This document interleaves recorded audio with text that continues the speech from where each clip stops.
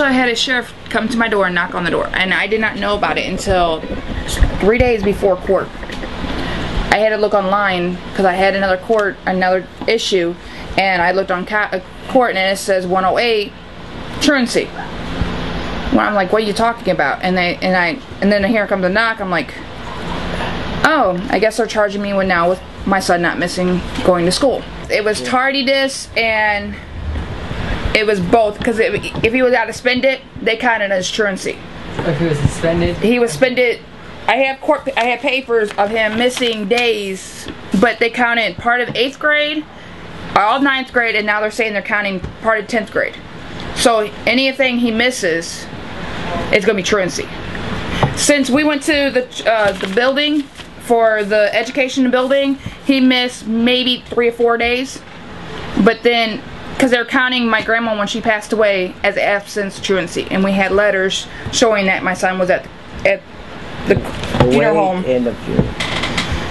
Because it was like every time, because there was nobody home. I have 2 little ones too, and there was no way nobody would be here to take care of all 3 of my kids, because we was dealing with funeral and everything, and we tried telling them that the only count is the burial as a pass. He can excuse that one, but the rest of them he couldn't.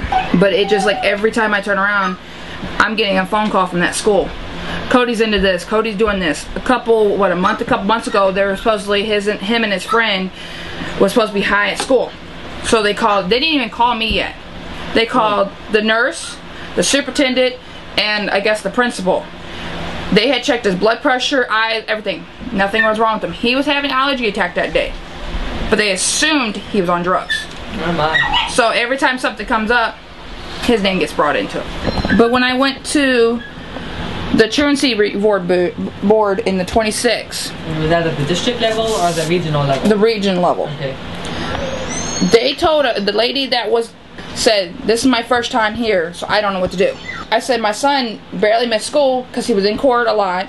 He has medical conditions, and we bring doctor's notes sometimes to him, but if he has migraines, I'm not taking him to the doctor every time he has migraines if I have his medicine at home. And I tried explaining to that, and they said, okay, if you don't miss any more days, we won't throw you in truancy.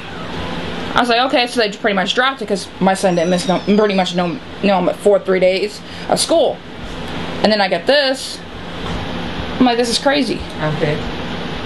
And I went to court that day. She's pretty much basically telling me that I have to plead guilty or I can serve jail time.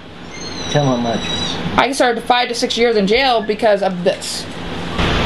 I just think I don't think, like, she should have to go through all that. It's kind of bogus.